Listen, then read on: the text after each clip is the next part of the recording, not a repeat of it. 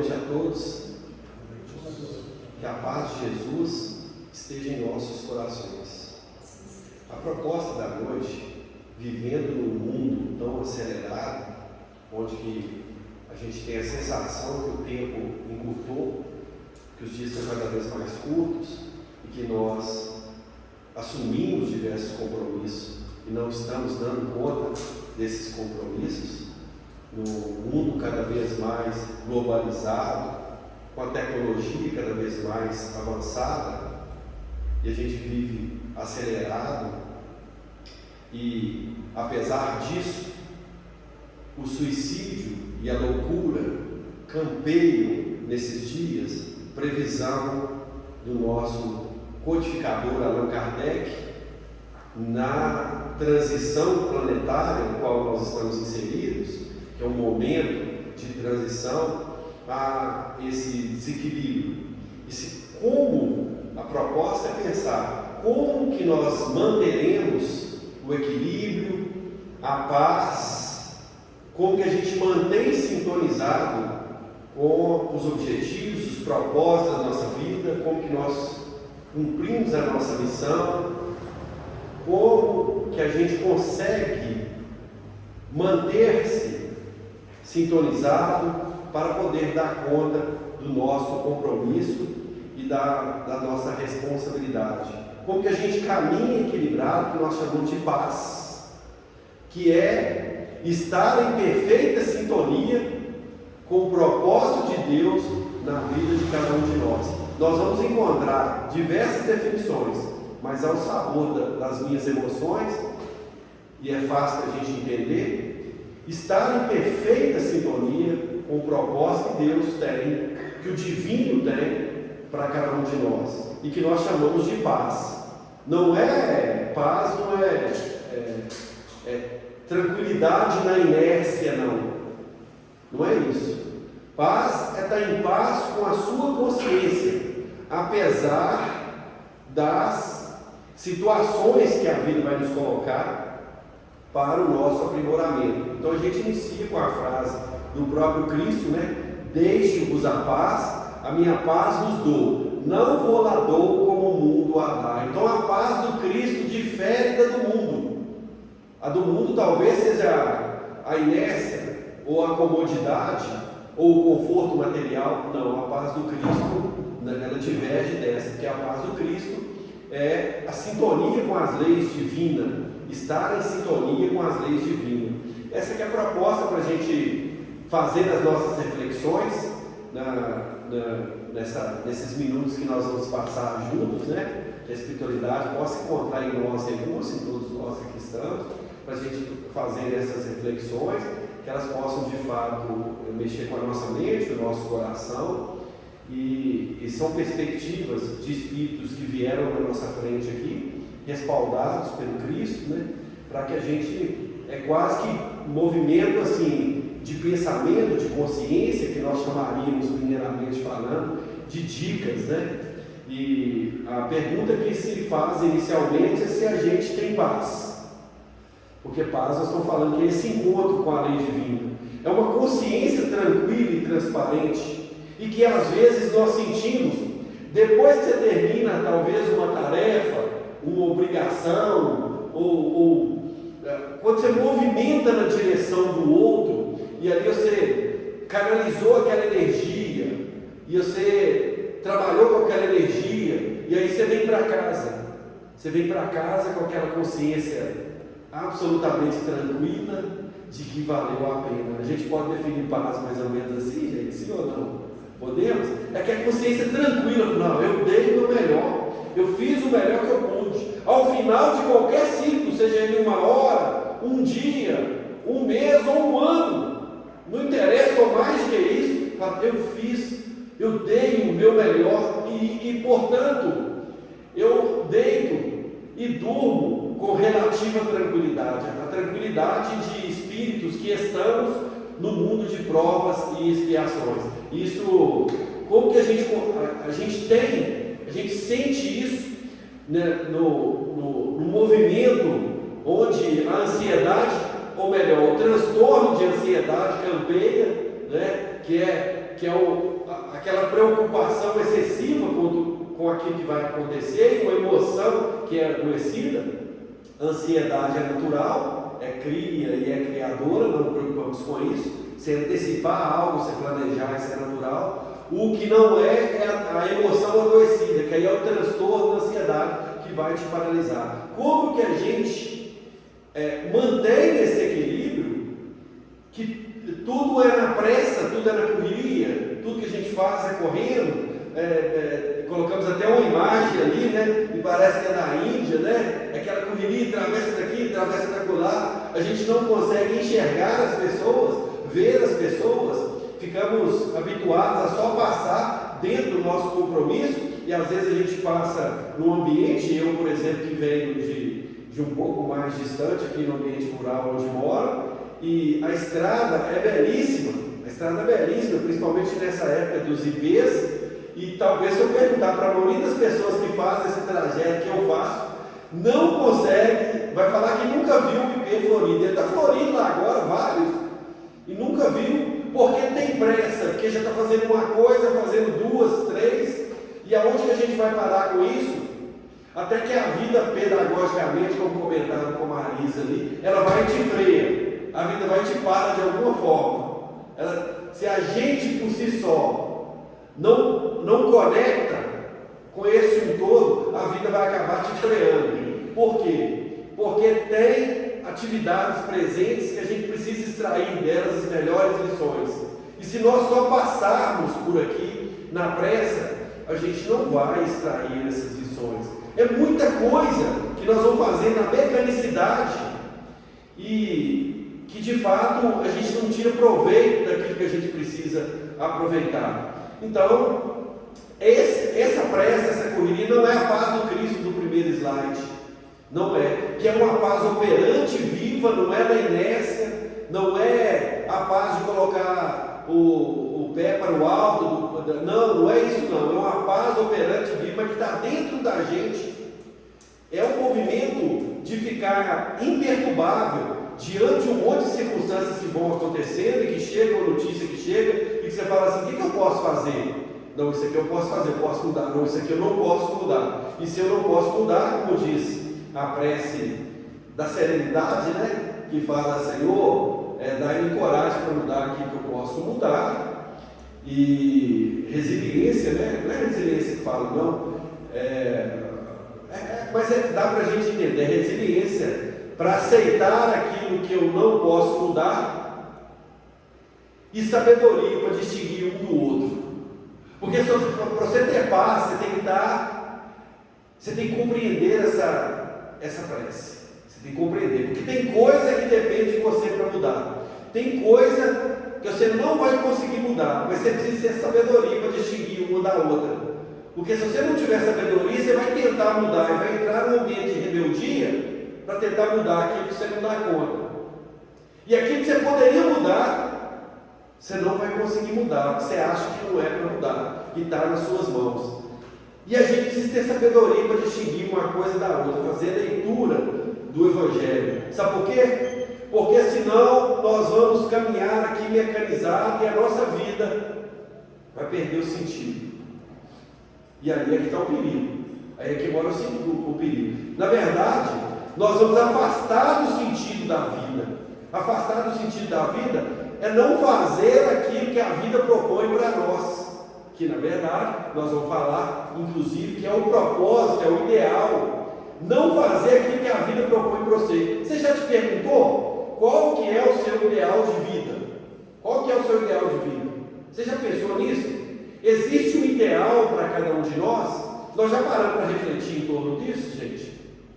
Qual que é o meu ideal de vida? Se eu perguntar para os desencarnados aqui, os encarnados não vão falar, né? Mas será que a gente sabe dizer se a gente tem um ideal?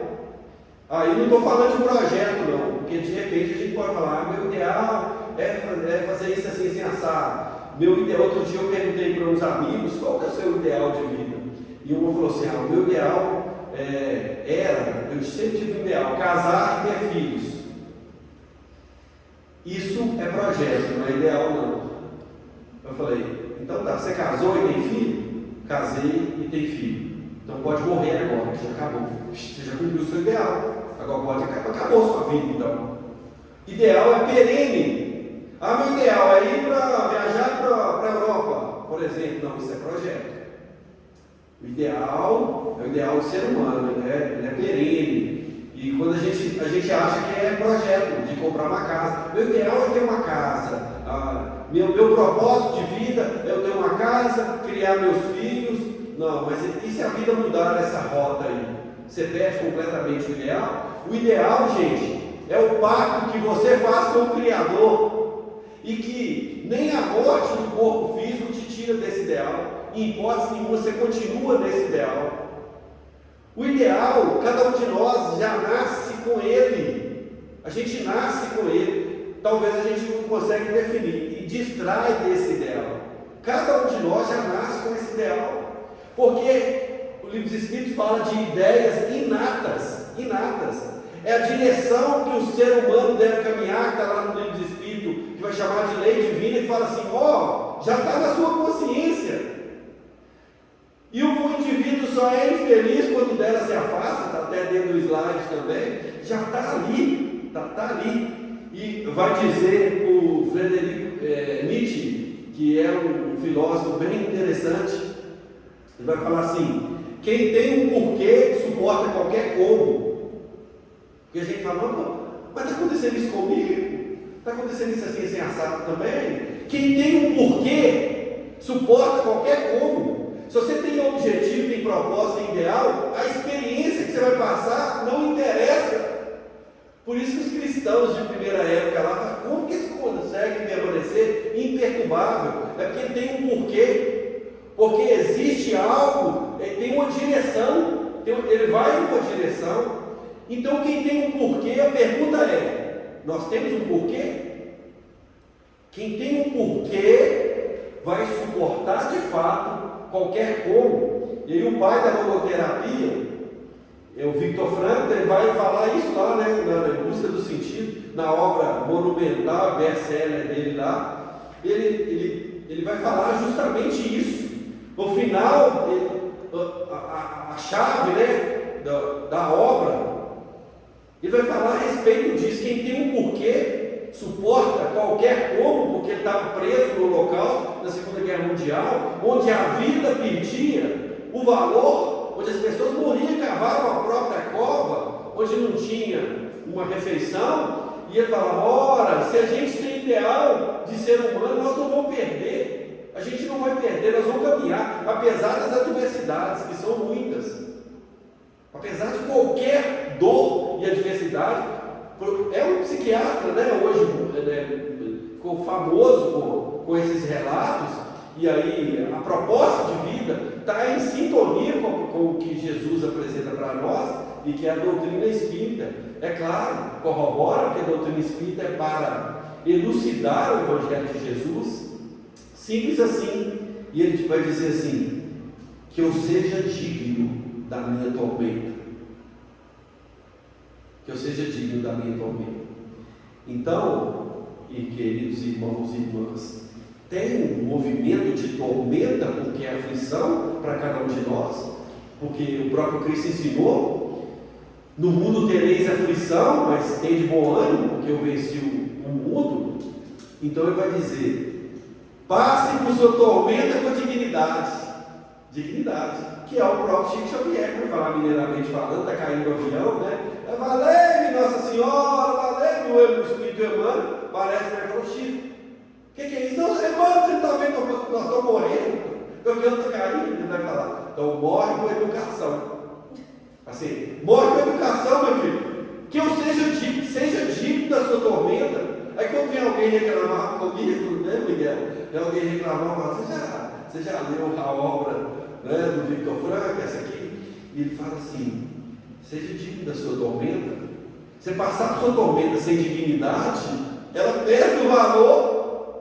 É extrair as melhores lições daquilo que a vida te apresenta. Extrair as melhores lições que nós falamos, fazendo limão, limonada e tal. Mas é isso. Em todas as situações tem uma oportunidade de crescimento, de aprendizado, e que nós não podemos simplesmente passar por aqui, não. nós precisamos caminhar e extrair. Isso tem que ficar dentro de nós. Que aí você pega o Jerônimo Mendonça, vai lá na internet e olha lá para você ver. O chamado gigante deitado, o homem que desde 15 anos sofre lá ele tinha uma artrite reumatoide, só que é muito grave. Hoje ela é bem tratada e tal, mas na época ele passou por aqui, acho que ele de 30 a 88, de 38 a 88, ele foi por 50 anos e dá uma artrite reumatoide com 15 anos de idade. Com 15 ele começa, na verdade ele descobre, ele fala que tem duas revelações. Eu estou falando isso por causa de propósito ideal da gente ter. Ele descobre o Jesus através da igreja protestante. Aí ele começa a fazer perguntas, aquelas perguntas simples, não sei se vocês já fizeram, perguntinha despretensiosa, mais ou menos assim: de onde eu vim? Para onde eu vou? O que eu estou fazendo aqui? O que eu devo fazer? Quem me criou? Qual que é o objetivo? Essas perguntinhas simples, todo mundo já fez aqui, não já, gente? Coisa boba, é pergunta superficial. Porque o que eu sei que a gente pergunta é o que eu vou comer amanhã, onde eu vou trabalhar, que roupa que eu vou vestir, para tal, essas coisas eu sei que a gente pergunta. Agora essas bobinhas, igual ele perguntou, essa aí eu não, de fato, eu não vejo as pessoas perguntando. Talvez porque a gente não quer aprofundar na essência da vida mesmo. Mas ele perguntou, e o pastor falou com ele assim: o meu filho só tinha um centro espírita lá em, como é que chama a cidade dela? Marinhas, do Jerônimo, aqui em Minas, esqueci o nome. Hã? Depois você lembra aí só tinha um centro espírita. Falou: meu filho, o seu lugar não é aqui não. Tem o centro espírita do mocinho lá, que é o antigo lá, que eu também sabia o nome dele. Vai lá e conversa com ele. E o Jerônimo foi para lá. Jerônimo foi para lá e começou a perguntar e encontrou a resposta. Aí ele fala que as questões que ele descobriu na vida, que mais mexeu com a vida dele, foi isso. Foi encontrar Jesus na igreja protestante lá e depois na casa espírita. Aí ele vai para a casa espírita, vira espírita de carteirinha. Aí aquele que abriu o centro, fechava o centro, estava todas as reuniões, sabe? Espírita de carteirinha, era o Jerônimo. E aí ele fica espírita de carteirinha. E ele falava assim, que ele era grande, quase 2 metros de altura. O cara, quando a gente vê as fotos dele deitado na maca lá, a gente vê que ele era grandão, ele era muito bonito.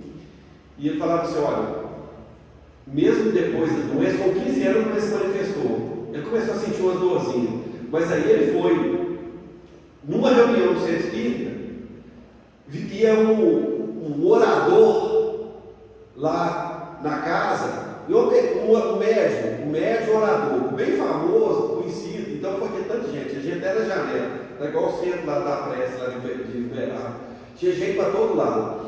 E o Jerônimo tinha uma questão: como ele era bonitão e era atlético, era o nono de 11 filhos, e ele olhava para ele era aquela pessoa cômica, bem cheia de comédia. Sabe aquela pessoa que toma um tombo e aí cai e levanta rindo e vai limpando, morre de rir da própria dor? Era o Jerônimo, um cara conhecido na cidade, porque ele engraxava, ficou bem conhecido. Então ele quando na adolescência, nesse período, ele gostava do físico dele. Então ele olhava no espelho e falava: você é bonito demais, ô Tarzan, você é um Tarzan. Não sei se vocês lembram, Tarzan não é da minha época, mas deve ser da época de algum de vocês, Tarzan, né? E ele falava: ô Tarzan, você é bonito demais e tal. E ele brincava assim, falando com ele próprio. Ele que conta isso em palestra. E aí nesse dia que foi esse orador lá, ele começa a falar, fazer palestra, o centro cheio, e Jerônimo estava lá sentado. Aí ele para e fica um tempo assim, sabe? Para, e todo mundo fica sem saber o que estava acontecendo. Ele entrou no transe mediúnico lá, e ele falou: gente, desculpa de eu ter parado aqui, mas um espírito aqui pediu para eu dar um recado para alguém que está aqui na plateia. Ele falou assim: olha, é para um tal de Tarzan. Ninguém sabe que tinha esse apelido. É um tal de Tarzan. O espírito mandou falar aqui para ele agarrar no cipó da esperança, porque ele vai atravessar uma floresta de dores. Pensa, o que é isso? Ele fala assim: desse dia em diante, Ele teve uma questão de um terno branco que ele ganhou, foi pro cinema para assistir filme, passou aquele filme que era 3 horas e meia, não sei se já assistiu, e o vento levou, e trocava a fita, 3 horas e meia, mas ele trocava da fita, então durou as 4 horas. O cinema estava cheio, ficou em pé, ele estava com um terno de linho branco que ele ganhou, aí ele inchou esse dia, e aí o terno saiu mais dele, aí eles são carregados de lá, do cinema. Chegou a mãe, cortou o terno e tirou. E aí essa reumatriz, a artroide, foi só agravando, e ele falava assim: com todas essas dores, eu jamais vou perder o meu ideal, que se configura no binômio. Que esse eu peguei para mim também, gente. Eu copiei de Jerônimo, não encontro para ninguém não. Fazer todo o bem possível, todo o bem possível, e jamais perder a alegria de viver. Eu nunca mais larguei esse ideal. Nunca mais larguei, porque de lá eu fui visitado pela irmãzinha Dor, que primeiro me deu uma muleta, eu comecei a andar de muleta, que a dor alastrou para todo lado. Depois, primeiro a bengala, depois 2 muletas, depois eu fui para a cadeira de roda, da cadeira de roda eu fui para a cama. Depois eu sofri uma angina na cama. Depois eu fiquei cego de um olho. E o outro estava piorando, eles foram operar, eu fiquei de outro. Ah, mas vocês acham que acabou? A dor mandou outras questões para ele. Ele colocava sangue pelos orifícios. Ele tinha hemorragias constantes. E, se vocês olharem na internet lá, vocês vão ver um saco de 30 kg de peso, porque nem a morfina tirava a dor dele. E nem assim ele deixou de trabalhar, fundou 5 instituições, 6 livros, sério, ditava os livros, ele só ouvia e falava, ditava os livros e as pessoas escreviam. 6 livros, inúmeras, dezenas de palestras, inúmeras. Sabe por quê? Porque quem tem um porquê suporta qualquer como. Está claro isso, gente? Está claro? Se você não tiver um porquê, arruma um. É nessa direção que a gente precisa ir. O primeiro passo é esse: você ancorar a sua vida. Por isso que Jesus fala: aquele que beber da minha água jamais terá sede. No diálogo com a mulher samaritana, não é, gente? Ele vai perguntar, me dá um pouquinho de água. Ele fala: você está doido? Você é judeu pedindo água para samaritana? Não, mas isso pode, nós brigamos o tempo inteiro. Ele vai falar: se você soubesse quem está te pedindo água, gente, se ela soubesse quem estava pedindo água, é o dono da água, né? E ele vai falar: aquele que beber da minha água jamais terá sede. Porque onde a gente tem bebido água, nós estamos bebendo da água que representa a matéria, né? A água da horizontalidade, não da verticalidade. A água do Cristo é a água que você ancora suas raízes em sintonia com o Criador, com as leis divinas e dos Espíritos. E aí, de fato, você não tem problema.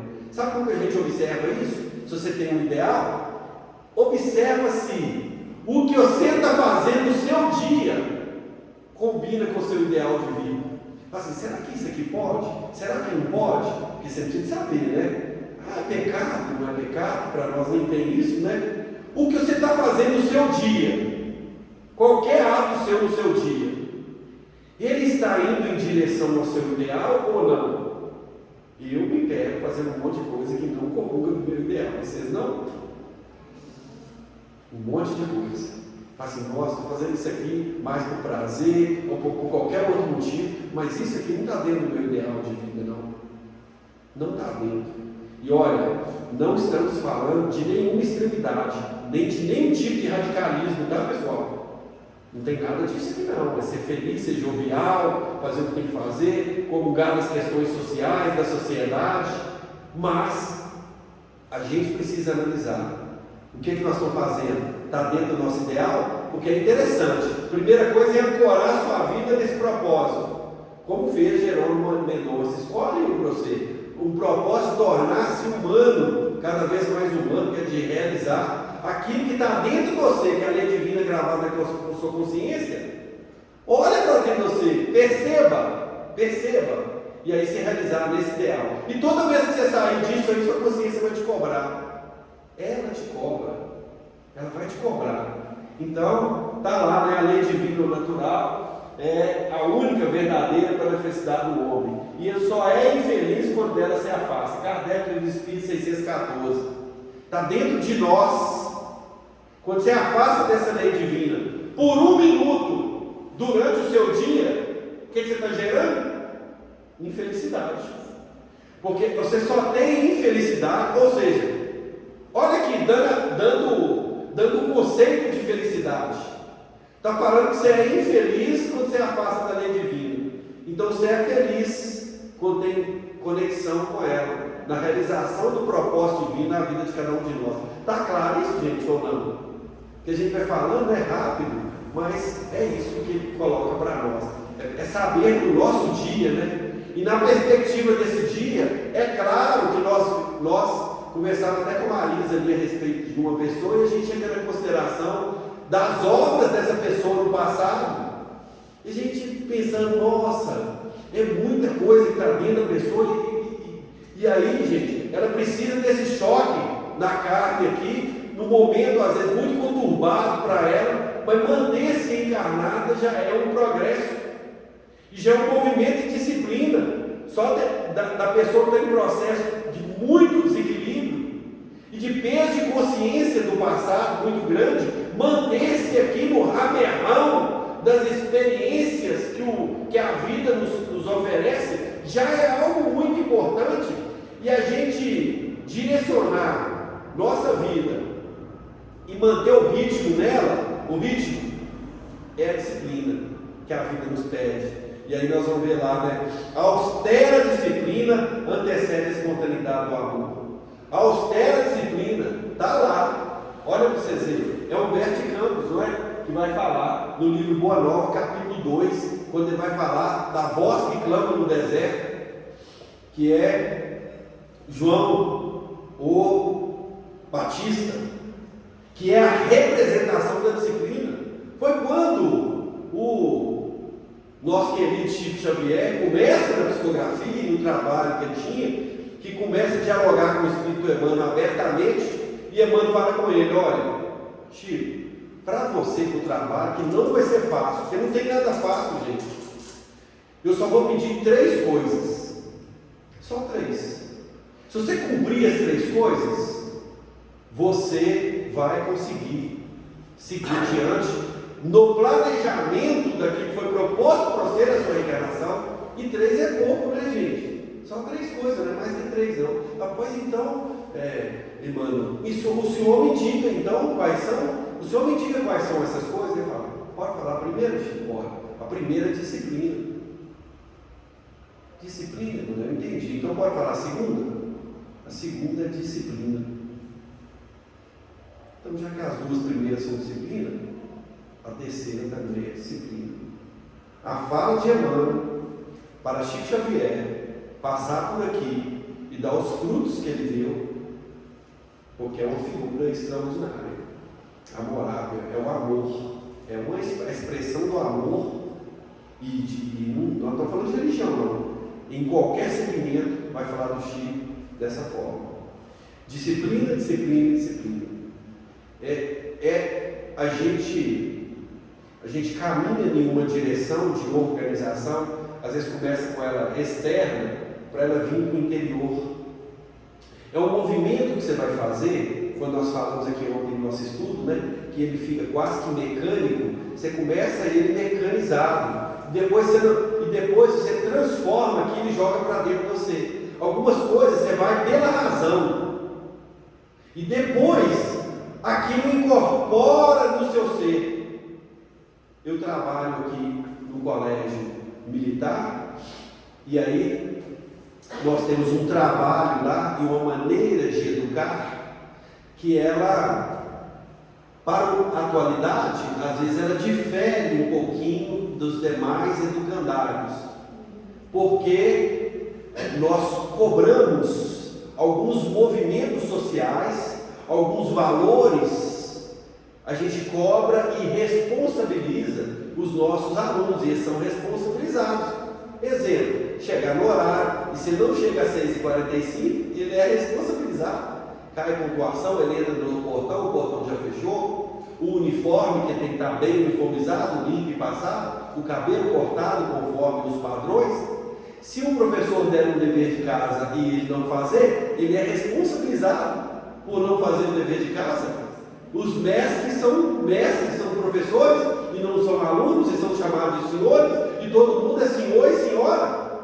Mas por que vocês fazem isso? Não podia ser muito mais tranquilo, muito mais livre? Não. Porque a disciplina antecede a espontaneidade do amor. Esse menino, depois de 12 anos de educação básica, entrou com 6 e saiu com 17. Depois de 12 anos, quando ele fizer um compromisso, chegar no horário para ele, não vai ter dificuldade nenhuma. Está incorporado no ser, incorporou nele aquele valor. Dar a palavra e cumprir com a palavra, não terá dificuldade para ele, porque ao longo de 12 anos, é claro, dentro do lar, mas no Instituto de Educação, ele aprendeu essa conduta com a disciplina, e ele foi sempre disciplinado. Quando ele falar que vai fazer, ele vai fazer. Ele vai aprender a conviver no ambiente social, vai andar com os trajes adequados para qualquer ambiente. E se for numa festa de casamento, se for rapaz, vai estar com o terno completo para honrar a cerimônia extraordinária do casamento, que é a união de dois seres. E se for moça, ela vai estar de longo para honrar aquela cerimônia e vai saber naquele sentido. Depois de 12 anos, tudo é disciplina. Tudo é disciplina. O Chico inicia a reunião no Centro Espírita Luiz Gonzaga, aqui em Pedro Leopoldo. Vá lá para conhecer o Centro Espírita Luiz Gonzaga e fica quantos anos com 2 encarnados só. E ele abrindo o Emmanuel falando, continua, Chico, e os desencarnados, continua. Depois a casa foi chegando pessoas. Mas se fosse qualquer um de nós, parava, não, só está vindo uma pessoa. Iniciar o empreendimento é muito fácil. Você vai na empolgação. A questão é perseverar nesse empreendimento, seja ele material ou espiritual. Fundar qualquer coisa, qualquer um funda. Queremos vir é perseverar. Uma reencarnação inteira, e você vai e vai fazendo, uma reencarnação, você vai perseverando. Isso é disciplina. E você vai, isso é honra, isso é compromisso, isso é se incorpora no seu ser. Ninguém chega a lugar nenhum sem disciplina. Não chega. Você não cumpre o seu propósito, aquele que você elegeu, que está dentro de você, conforme nós vimos ali, sem disciplina. Essa austeridade com você mesmo, nós não vamos conseguir, não. E no movimento frenético que a vida vai fazendo com a gente, que é o que nós iniciamos falando, né? Começamos a falar a respeito disso. A tendência nossa é não estar onde nós estamos, principalmente com a tecnologia, a tela, as coisas na palma da sua mão. A tendência é não dar atenção para aquilo que a gente deve fazer. Nós não temos presença, não temos foco, não temos consciência. É bem complicado, é bem difícil isso. É bem difícil. Nós estamos assim, falando uma coisa e pensando em outra e falando outra. Nós não paramos para sacralizar os momentos e nem pensar o objetivo dos momentos. Quando você para ali para fazer uma refeição, por exemplo, a gente não para sacralizar esse momento, nós não buscamos o sentido. E aí, a fala, né, do filósofo: quando danço, danço, quando durmo, durmo. Simples assim, fazer aquilo que você está fazendo. Simples assim. Conecte com o presente. Conectar com o presente.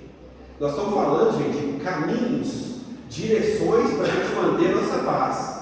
Lembra que nós temos a introdução falando desse período de transição planetária, que é absolutamente complexo, e se deixar nós vamos ao sabor dos ventos e entrando nessas energias perturbadas que são oferecidas, ofertadas para nós. Conecte com o presente. Presentão mesmo, que o nome já fala.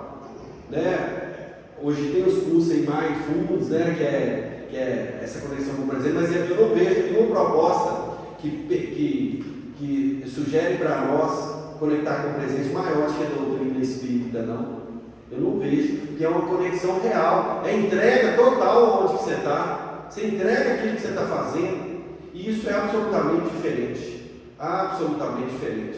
porque aí é um fazer de qualidade, você está de pensamento, sua energia toda canalizada para aquilo, você não fica sofrendo com o passado, que já passou, e que não dá, fala do Chico mesmo, você não pode voltar atrás e fazer um novo passado, mas da agora para frente você pode fazer um novo futuro e presente na medida da sua entrega agora. Fato é, senhores e senhoras, que agora todos nós estamos no período de semeadura.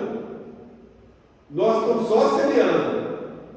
A colheita vem depois. Não preocupe com a colheita. Não preocupe com a colheita. Preocupe só com a semeadura. Onde, quando e o que você está semeando. Isso é o presente. Isso aí é o presente. É isso que é a nossa luta. Então, quando eu danço, eu danço. Quando eu durmo, eu durmo. Quando eu como, é domingo. Eu como. Não é? É o presente. Viver isso aí, porque está fugaz demais. E a gente perde essas oportunidades. No movimento também de combater a nossa inércia. Não é assim, gente? Tem vários estudos que falam, né? A Helena Blavatsky, que é uma filósofa, eu acho que ela é a criadora da logosofia, me parece, posso estar enganado, tá? Mas eu tenho quase certeza, e eu leio ela, né? E é extraordinário o pensamento dela, uma médium extraordinária, uma vida extraordinária. Então, ela sempre vai falar a respeito disso. Por exemplo, quando você levanta, você acorda na cama. Quando você fica lá morrinhando na cama, ela dá um nome para isso, que eu não me recordo agora, mas dá um nome para isso. Você fica lá morrinhando na cama, a tendência sua a pensar besteira é muito grande. Aí vem aquele estranho, que as lutas e tal. Aí o que eles falam? Levanta, acordou, levanta da cama. Acordou, levanta da cama. Não fica morrinhando, não. Porque vão vir um monte de sugestão. Vai vir um monte de sugestão que não vai ser bom. Aí está falando, porque o combate é pequenas decisões que você vai movendo, né? Tudo influencia a gente. Seria muito importante, por exemplo, você deitar com músicas de verdade e acordar com música. Por quê? Porque esse momento que você sai, que você entra na vigília, que é sair do período de um mundo holístico, né?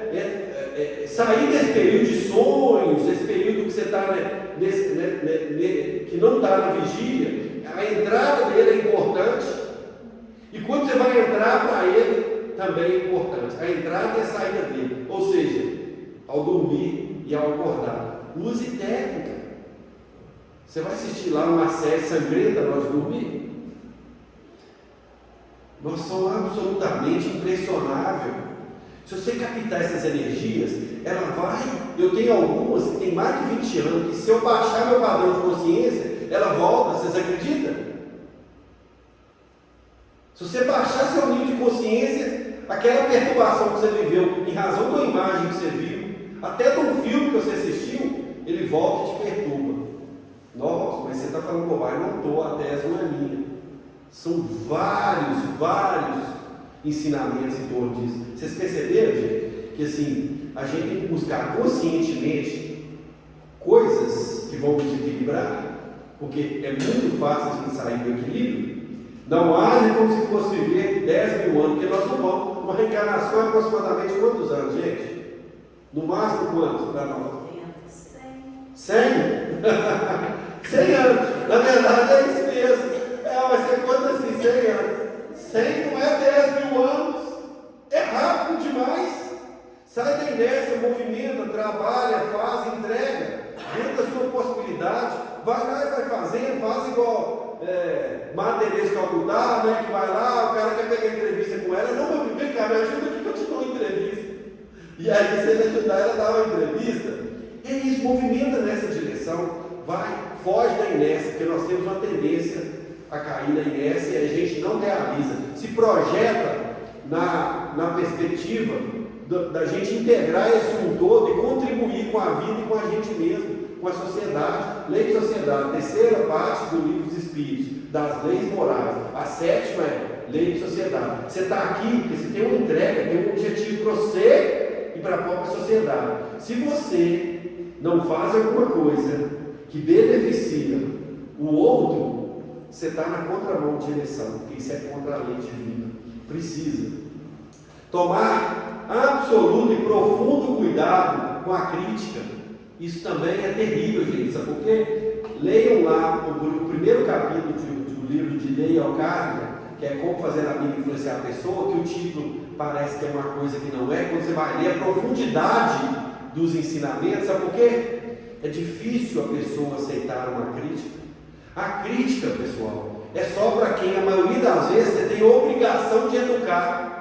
É você com o filho, com o aluno, com o neto, com quem você tem a obrigação de educar. Porque a maioria das pessoas vão se armar quando você for criticar. Ah, não vou criticar, que eu vou te falar. A pessoa vai se armar, ela começa a falar. Sabe o que ela está pensando? Ela não está pensando o que você está falando para ela poder refletir, não. Ela começa a arquitetar quase que no inconsciente a resposta à defesa. Então, não compensa em nada. Se você tiver vontade de criticar e xingar o outro, sabe o que é mais fácil você fazer? Igual muitas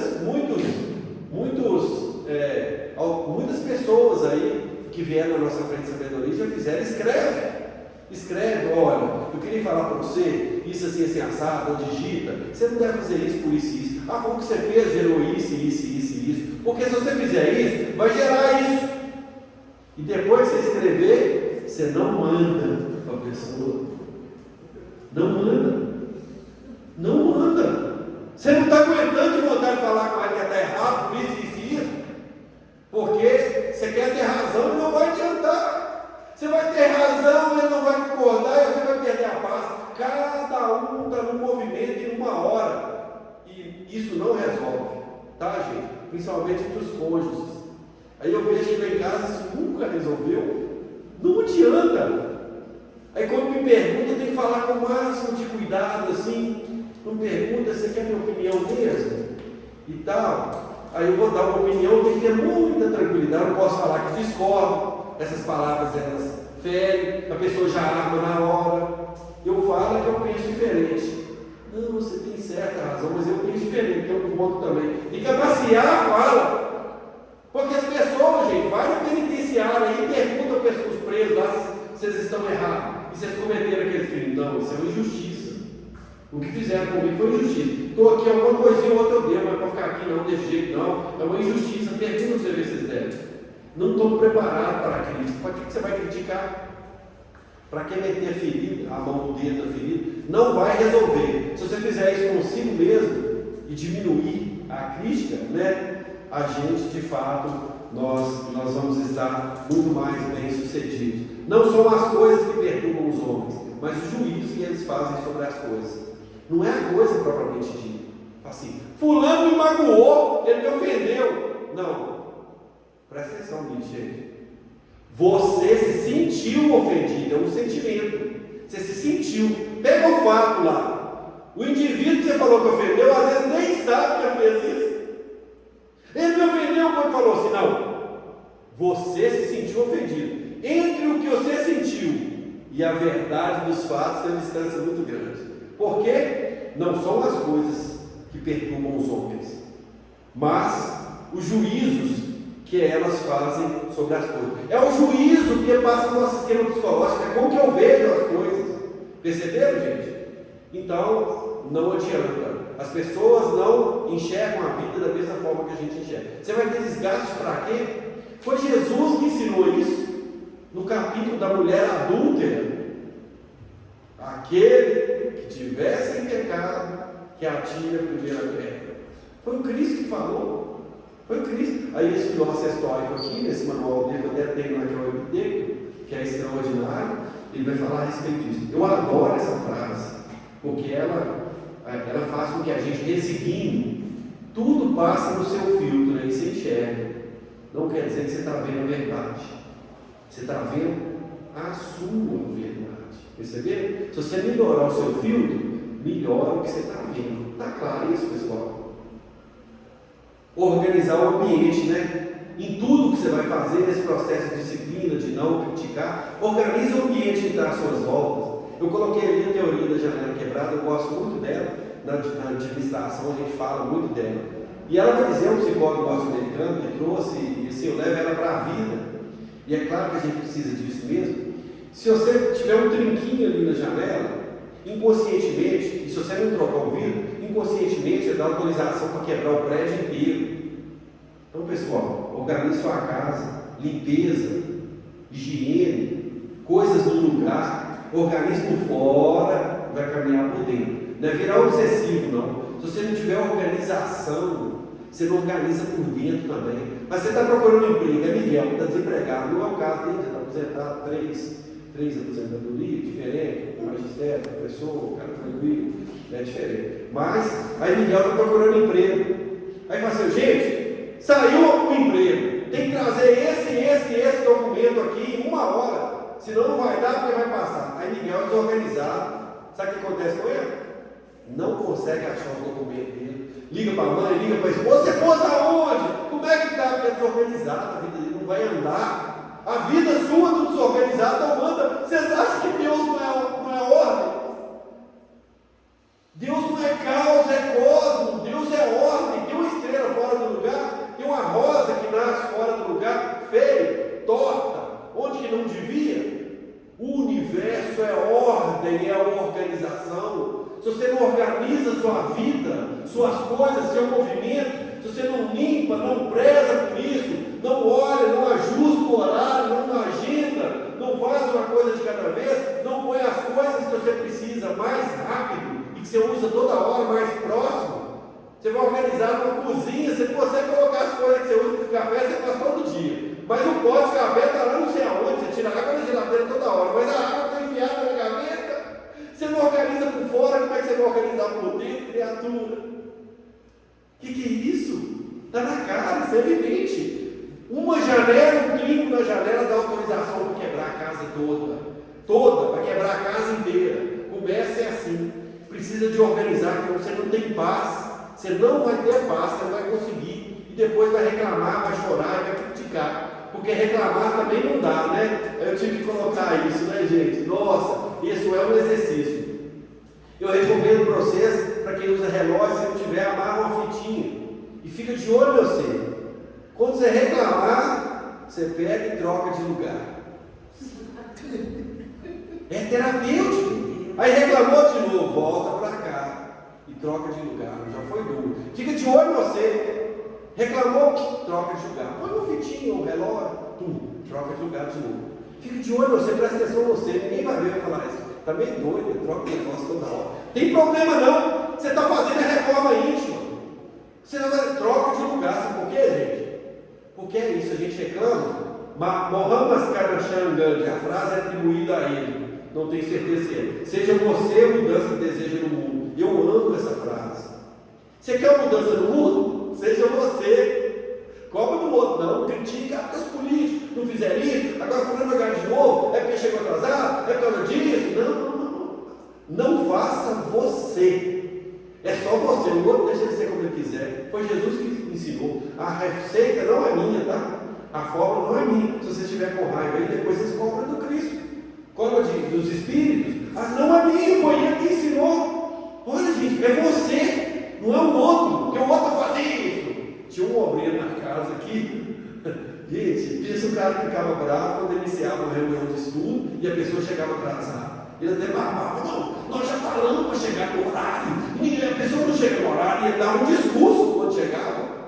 A disciplina, tudo que nós estamos falando aqui, aí é segredo, não conta para ninguém não, isso aqui é só entre nós, é para você, não é para o outro não, é só para nós, não é para o outro, isso tudo aqui é para você, não é para o outro não, não é cobrar do outro isso aqui não, o outro é quando ele quiser despertar, é para você, seja você a mudança que você deseja no mundo. E é claro, reconectar com nossas origens. Quanto mais a gente afasta das nossas origens, pior para nós. Tá, gente? É isso aí. A gente precisa dessa reconexão. A gente precisa disso, sabe?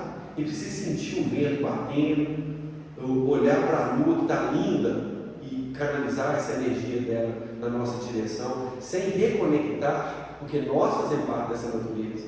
A gente faz parte dela. Então, o indivíduo, quando joga uma latinha lá de fora do carro e sai andando, ele está numa contração de consciência, porque ele não sabe, mas ele está sujando a casa dele, porque o planeta é a casa dele, e nós fazemos parte desse universo. Conecte isso, sinta, assim, a árvore sou eu sou a árvore, esse animal aqui, ele faz parte, eu também faço. E olha para cima e fala, não, eu sou conexão com isso, conecto com a natureza. Ela te faz equilíbrio também, te ajuda com equilíbrio. É paz que a gente toma, que é só para equilibrar. Agora a manutenção disso aí é com você, é comigo. Manutenir para manter esse equilíbrio é com a gente. Mas a gente precisa utilizar esses recursos naturais que nós temos e que nós não usamos. Agora eu estou correndo, porque o tempo se acabou, vocês já notaram, né? Não dá para falar muito não, só para os 13 slides, eu tenho que trabalhar só com 4 ou 5, né? Fechar as contas com o passado. Se você quer caminhar equilibrado aqui, fecha as contas. Ó, eu passei, teve problema e foi doloroso o que fizeram comigo, mas se não tivesse feito, eu não tinha aprendido, eu não estava onde eu estou. Então eu estou fechando as contas com o passado, porque meu negócio é da agora para frente. Fecha, não fica remoendo o passado, não. Fecha as contas. Ah, meu pai bebia muito, sabe? Ele batia minha mãe. E aí começa a contar a história. É por isso que eu sou assim. Eu fui abusado quando era criança, com todo respeito a todos, e é por isso que eu faço essas coisas. Seu passado não te define, não te define nada disso. Todas as dores que você passou e passou de fato, e é respeitoso, não te define. É da agora para frente. O que você passou, mas isso não define a sua vida, não. Você tem que ir para caminhar em outra direção. Cresça com isso, fecha as contas com o passado. Não fica nessa lamentação, não. Você não vai ter equilíbrio nessa encarnação. E por fim, expansão de consciência, que eu falo muito, né? A respeito de expandir, é difícil de contrariar. O que é expansão de consciência, gente? Ontem nós até comentando. Você vai tomar um banho, por exemplo. Aí você chega e toma um banho. Tomou um banho e saiu. Isso é contração de consciência. Você está no movimento percebendo só os 5 sentidos físicos. Se você entrou no banho, oh glória, é tietagem, oh glória, água boa, e você pensa na água, na fonte, de onde que ela veio, ou lá das profundezas da terra, nossa, e vai para o oceano, e do oceano ela vai, e aí evapora e volta de novo, oh glória, Senhor, tem o caminho do bosque, das águas, gosto lá, a água, que benefício que é, eu estou tão cansado, se eu tirar a minha fraqueza, minhas amarguras, preciso perdoar demais. Tomar que essa água leva para o ralo, essa mágoa, isso é expansão da consciência. Tomar um banho só e achar que ficou cheiroso e limpo é contração de consciência. Aí a mesa está lá, aí você chega, lá, Margarida cozinha, Miguel, lá, come, sabe, passando a mão, está gostoso demais. Isso é contração de consciência. Sentar na mesa e pensar, Senhor, quantas pessoas trabalham nesse alimento, aí você olha o pão, meu Deus de um trigo, madeira, o trigo, e tá, o sal que veio do oceano, Jesus, mas é gente demais, Senhor. A carne, teve alguém que morreu para eu sobreviver agora.